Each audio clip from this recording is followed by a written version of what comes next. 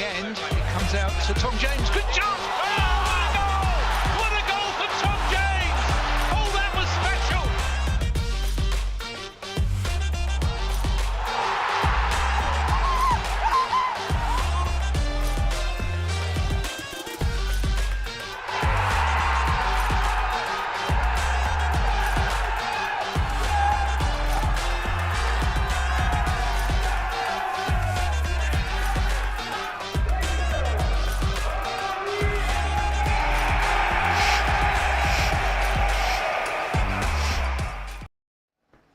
Well, here we are after an 8-year break. The O's find themselves back in League One where they belong. And the action kicks off today with the top game against Charlton Athletic. And I'm delighted to be back here in the E10 studio as well with Orient royalty in the shape of Jabo, Ibehre and Joe Widdowson. And boys, it's been a nice summer. It's been a nice break. Still high off of winning the league last season, and hopefully we can kick on and succeed in League One again. Yeah, hopefully so. I mean, the boys are going to be buzzing. You know, excited to return back into playing football, start the league season again. Had a bit of an absence from being in League One, but we're here now and we'll see what we can do. And I mean, last season was so phenomenal, record-breaking. The football that was played, we barely conceded any goals. There's not been much change, and going into today, it feels like that same unit really moving forward. Yeah, definitely. I think that's probably the main positive going into the start of this season. You know, we've managed to keep the core nucleus of the team together. Obviously, you know, Richie's still in charge, and some really exciting new additions as well. So I think, you know, there's a lot of optimism going into this first game, and yeah, just really excited to get underway, really.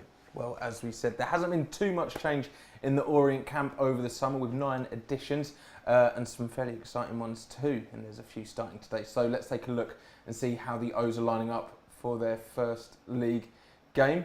But he's starting. This is Joe Pigott scoring the goals. But we'll take a look at the lineup graphic in just a moment, because he is starting up top with. He's starting up top alongside Theo Archibald. He's starting in goal is number 1 Sol Bryn, number 2 Tom James, number 3 Jaden Sweeney, 5 Dan Happy.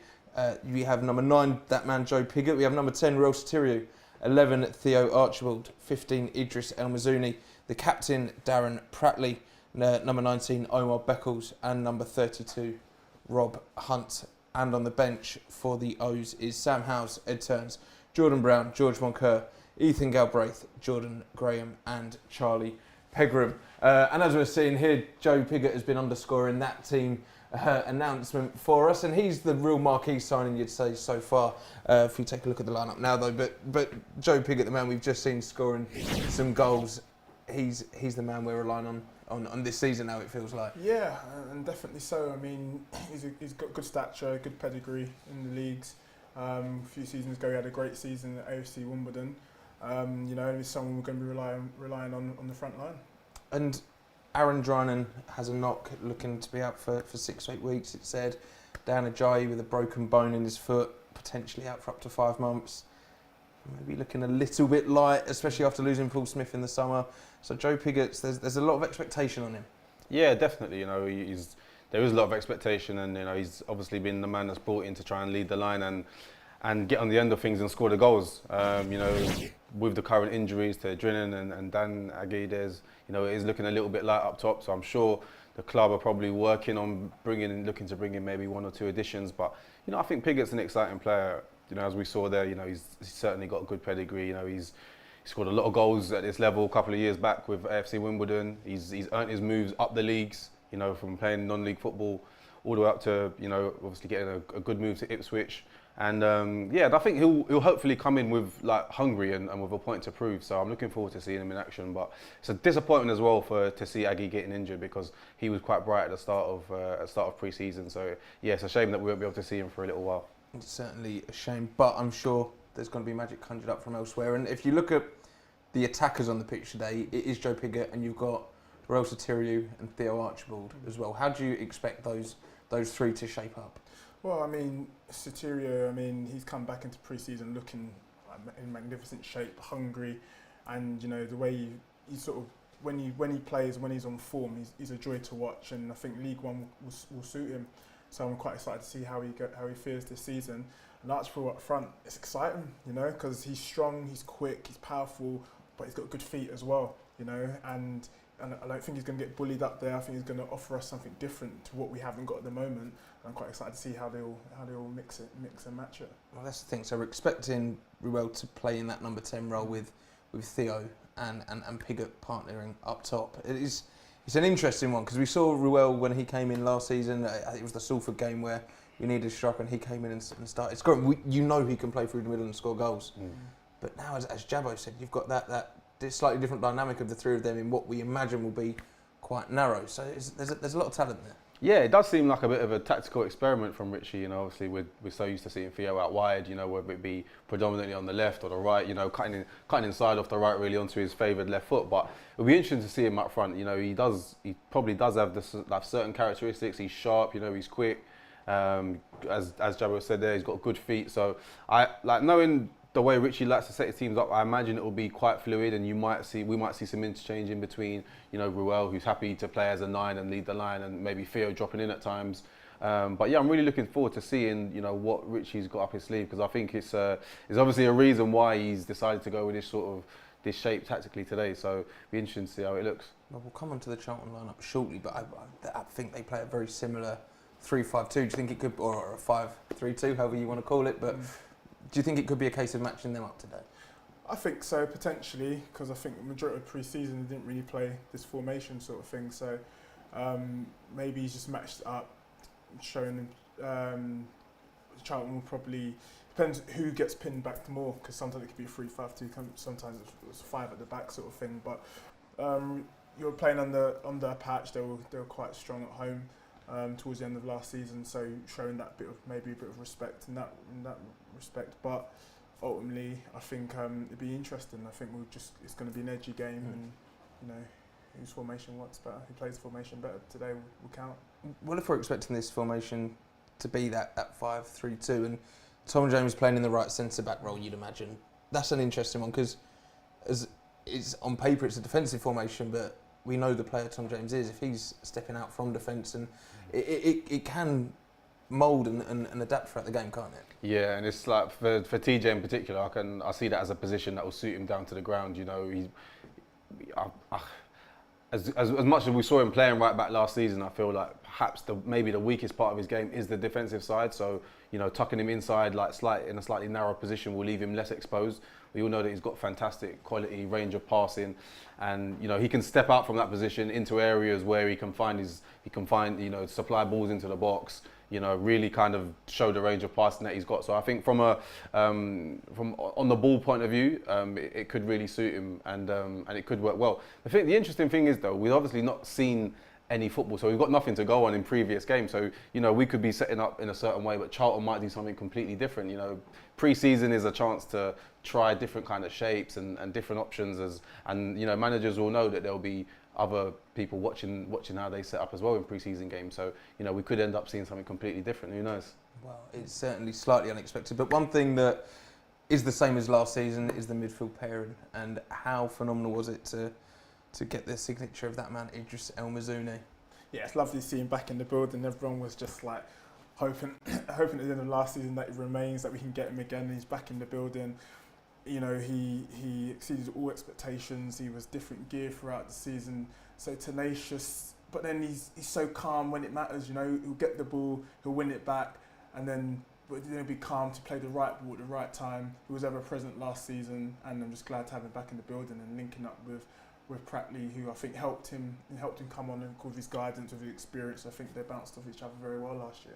And we've batted off some big teams to get his signature. Martin Ling has alluded to in interviews, and we've seen some of the goals he scored here, Joe, but it's not even the goals that he scored last season that's so impressive. It's how crucial he is to that midfield and to that battle, isn't it? We've seen an assist from him there.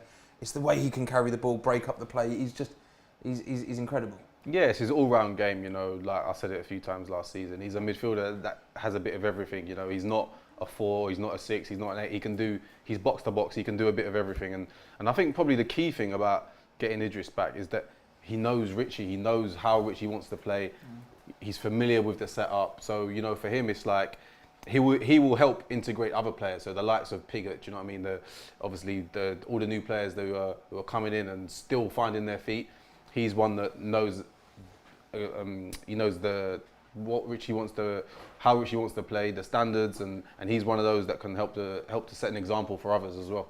And the other big area of change, which is probably the saddest loss of last season. We're excited to see what Solbrin can do, but a massive departure in the shape of Lawrence Vigouroux, who's deservedly gone to the Premier League. But that's a very big position on the pitch in a professional game of football. Your goalkeeper is so crucial to a good defence. So, what do you make of Solbrin? Swindon Town's Player of the Season last year. He's got some big boots to fill, or big gloves to fill. No, I mean, he's coming off the back of a great season at Swindon, full of confidence, coming into a team, a back four that are full of confidence, and that have done very well, had a great season last term. So I think they will help integrate him into how they want to play. I think he'll have the confidence from having a good season at Swindon, getting Player of the Season, and I think after a few games they'll get to know each other, and they've all coming back off good seasons, and I think they'll be fine. Well, if you're watching along live on our YouTube stream, thank you for doing so. But don't forget, if you're an international fan, then you can head over to the Match Centre and the Orient website to pick up your streaming pass to watch along today. That's international fans only, I'm afraid. If you're a UK fan, you can listen along with an audio pass and join Dave Victor and Matt Hiscock for the match commentary. And of course, don't forget, the season has started and fixtures are flowing thick and fast. And it's a long old away trip on Tuesday night when the O's are in Carabao Cup action as they face Plymouth Argyle for, I think, the 9th time in the last 10 years, unfortunately. And then the first home game of the season, of course, and that's Portsmouth here at Brisbane Road. That's going to be absolutely phenomenal. Head over again to the Orient website to find some ticketing details. But now, let's hear from the main man himself, Super Richie Wellens. So, Gaffer, first game of the season tomorrow versus Charlton. How excited to get back into competitive football? Well, I think people know that I'm not a big lover of pre-season. It is a ways of a means, and you need to get through it. We've now got through it, and the proper stuff starts, and the difference between the previous 5 or 6 weeks from till Monday to Friday has been huge. So I sense a real focus from the players. My demeanour's changed, and game mode is now truly switched on. Absolutely. When we wanted to stay up from League Two, it was to make sure that the season after we could compete. We've got that promotion, and now it's about realising that we are stepping up a level, but being competitive in every game. If you would have asked our supporters, would you rather have Charlton away or some other League Two clubs that are, Harrogate or a Barrow, with no disrespect for them, it's a total different animal. So I think it's a brilliant start for us. The fact that we've sold out our away end is a brilliant start, and it just goes to show again that the club's on the up, the club's going the forward momentum, and we just need to keep it going.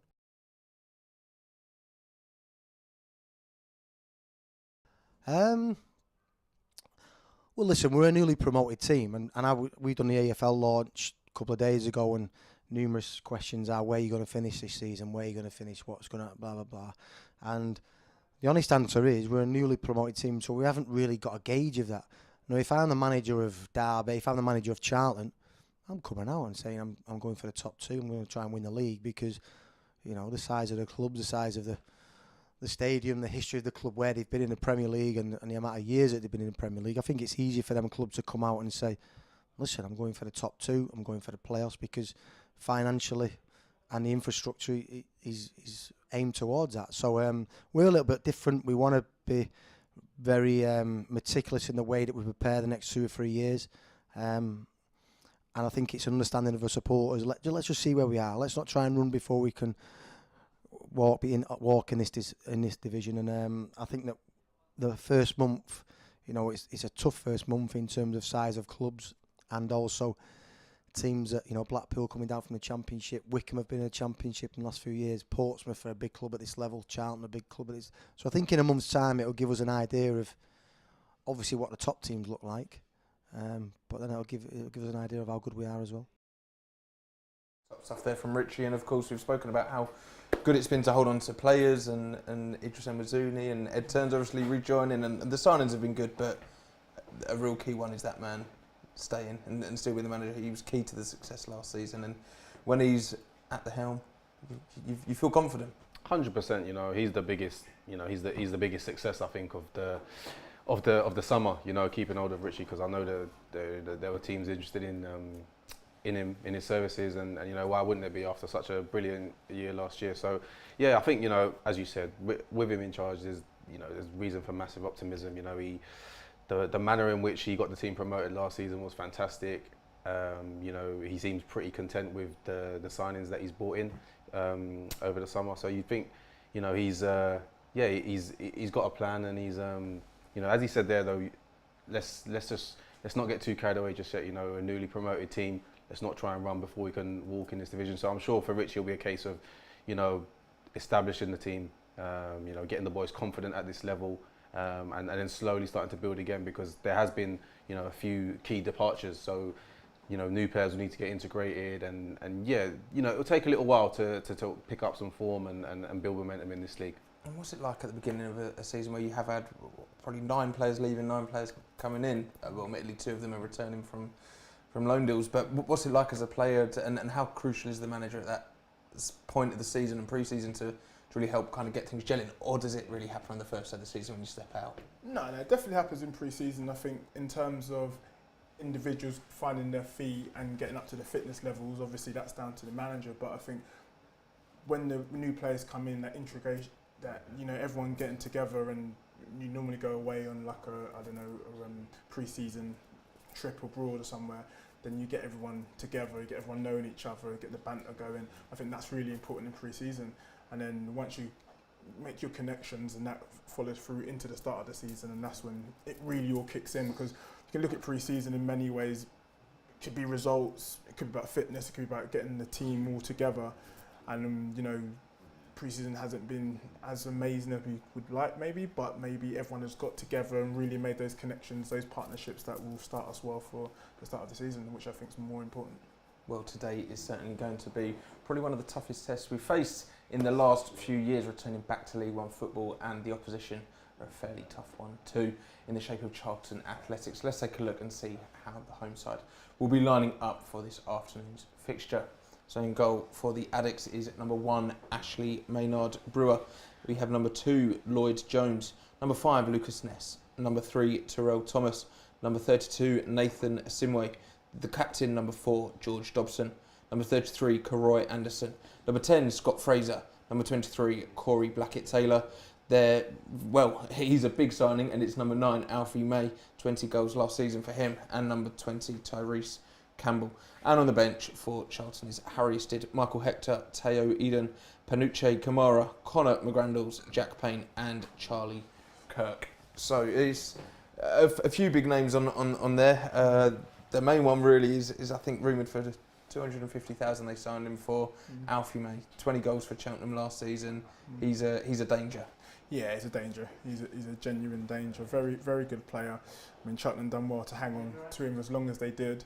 Now he's at Charlton. I think they brought him in hopefully to really give them a good fighting chance of definitely trying to get the playoffs this season, if not more. You know, he's dangerous. He's a live wire, pulls off the shoulder well, can score some outrageous goals. Some really good goals from him. So someone we have to really, you know, be alert from. But it's a good person. It's a good game and a good opponent to be up against at the start of the season.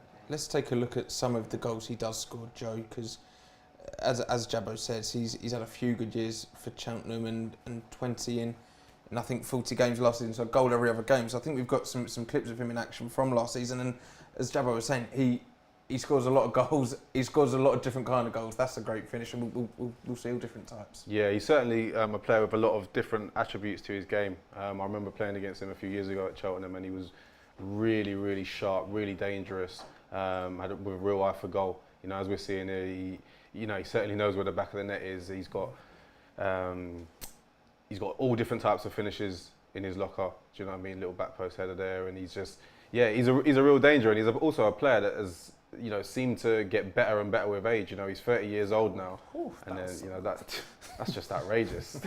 That finish. But yeah, you know, he does really seem to now have hit his peak as a player. You know, he's been in the form of his life last season, 20 goals.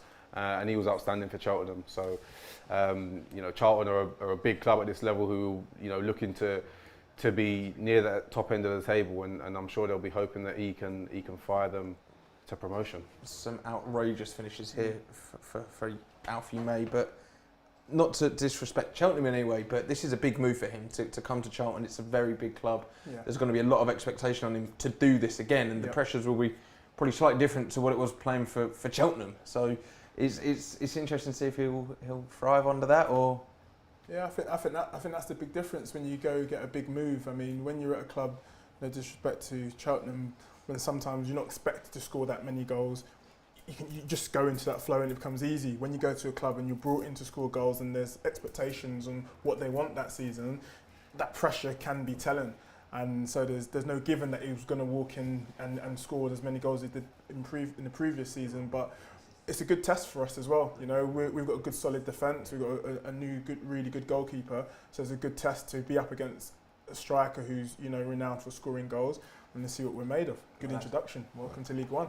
As we've just seen there, he's more than capable. So hopefully, well, not hopefully, but he might live up to that pressure.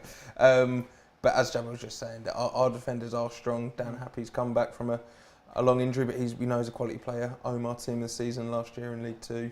And Tom James, we know what quality is, but they're going to have to be so alert against a striker like this. It's probably a bit tougher than some of the tests they would have faced last year. Yeah, absolutely. But just as Jabo said there, you know, he hit the nail on the head. This is League One now. You know, everything, the standards go up a notch. So everyone will have to raise their games from last year, as good as they were, and as a unit, as outstanding as they were, along with Lawrence in goal. You know, they'll need to improve and be better, and they'll be aware of that. And these are the sort of tests that are gonna, you know, they're gonna have to overcome playing against the likes of Alfie May. You know, in the form that he demonstrated last season. And yeah, you know, it's a good start. You know, I'm sure they'll be relishing the chance to go up against, you know, caliber the sort of strikers with this sort of caliber. Yeah, you know, as the games go by and as they, you know, become more and more familiar with the league, I'm sure that they'll rise to the challenges. Now, on paper, Charlton had a fairly consistent season last year. 16 wins, 16 losses, 14 draws. But in reality, they were looking fairly nailed on for relegation around Christmas time until Dean Holden came in, and then those 16 wins, the majority of them came in the second half of the season. So do you expect them to have stepped up again and probably carried on from where they left off last year? I'd imagine that's what they're hoping. You know, Dean's come in and done amazing, just turned around the club's fortunes.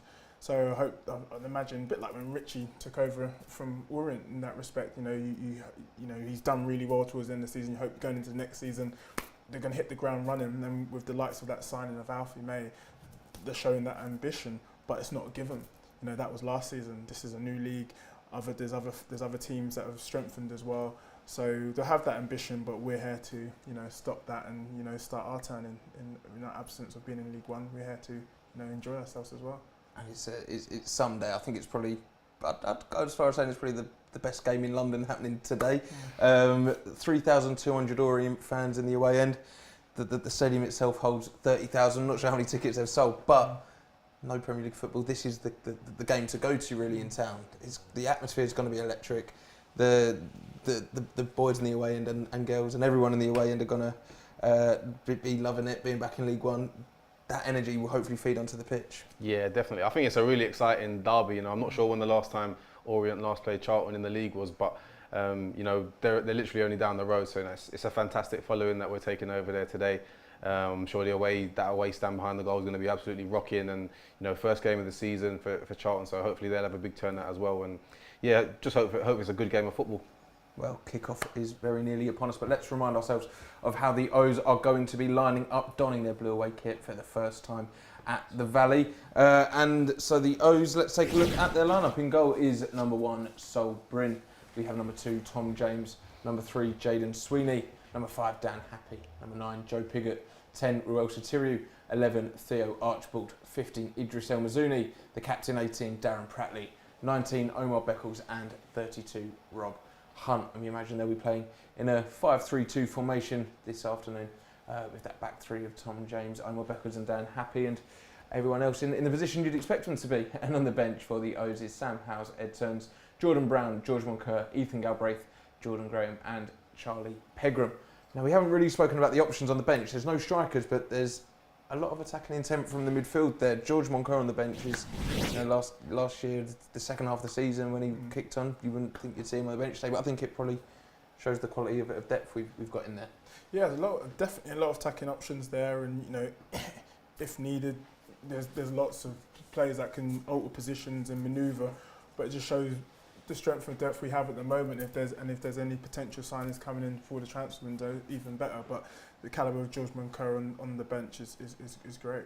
He is, and we've also got Jordan Graham, who I believe scored about 15 goals for Gillingham in all competitions, or 16. So back in 2021, I think it was, when they were in League One. Yep. He's quality come through at Aston Villa. He's probably not sharp enough after only joining on Wednesday, but a good option, a good calibre of player that we've brought in there. Yeah, definitely. You know, another experienced League One player there. You know, obviously, you know, was outstanding for Gillingham. Got a move to Birmingham City in the Championship, and by all accounts, you know, did reasonably well there. So you know, he's another good signing. I think the club have done well to bring in someone of his calibre, and he's an exciting one. You know, obviously only recently arrived, so starting on the bench today, but he's certainly one that could, you know, perhaps come on and influence the game later on, and someone that the O's fans can be excited about seeing, I think. Yeah, well, we'll see how it goes. Hopefully he doesn't need to come on to change the game too much. Hopefully it will be plain sailing, but what way do you expect it to go? Because it might not be plain sailing.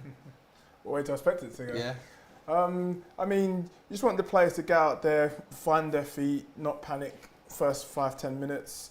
I think it's a great London derby. It's a great game, great start of the season match, and I don't know. I think I'm going to go for a draw, a score draw, 1-1. I mean, this is the thing. Last season we wouldn't exactly blow teams away. I can't remember the stats. We spoke about it a lot though. How we didn't score more than 2 or 3 goals often. I think we only did it 2 or 3 times, but we had such a strong defence. Again, as you've already spoken about, different challenges, harder challenges, and you know, some injured attackers as well. So it's a hard balance of, are the defence gonna be able to step up, and are we going to be able to find some goals from somewhere too? Yeah, I think, you know, you'd like to think with the likes of Pigott coming in, you know, Ruel ended the season in really good form. You know, we've got Jordan Graham there on the bench as well to come on, lots of Monco. I think we do have good attacking threats. But as I said, you know, a key thing for us is keeping that defence together, and you know, I can see us keeping a clean sheet today and nicking a 1-0 win. I mean, that's it's confident from Joe good, there. Good. A clean sheet would be, you know, a big ask still. But and how do you feel about it with changing the shape and going more defensive? What way do you think Richie's approaching this? Because we stuck to our morals or our philosophy so well last season, and it got us to where we are, and now we're trying something different. But you know, you trust Richie's got a plan. Yeah, trust Richie. You've got to trust Richie. He's been magnificent, and I think, you know, it's one of those ones when you're ultimately just easing your way in. You know, showing a bit of caution and respect. You know, new league, a big game. But I think it's a formation where you might soak things up, ease your way into it, and then let your fullbacks fly and take the shackles off a bit. So, but I think it's a cautious approach, but a respectful one. But I think, you know, soak it up a bit, get everyone steady, then go and play our stuff. Because I'm sure Richie's not going to want us to hold back, and you know he wants to put our stamp on, put his mark on the game. I think as the game goes on, we'll be more dangerous as well. We haven't even spoken about our fullbacks. They could be so key today. With Rob Hunt and Jaden Sweeney, who signed a new deal as well. In this formation, them getting forward and creating some magic will be key. Yeah, definitely. You know, both of them, you know, good athletic players, got the energy to get up and down as wing backs. And I think, you know, if Charlton, you know, end up setting up with the same shape, it would just be a case of who can implement their formation better and really get on top of one another. You know, if it's, you know, wing back up against wing back, you know, which side can manage to peg the opposite team's wing backs back and really be dominant and, you know, sort of get on the ball and have the lion's share of possession. So it'll be an interesting matchup. You know, looking forward to seeing how it pans out. Well, it's nearly upon us. The O's are back in League One action in just a couple of minutes, and of course, don't forget, if you are a UK fan, head over to the Match Centre on the Orient website to pick up an audio pass on international fans. You can watch along live with us here on Orient Live. But now it's time to hand back over once again to our very capable hands of Dave Victor and Matt Hiscock.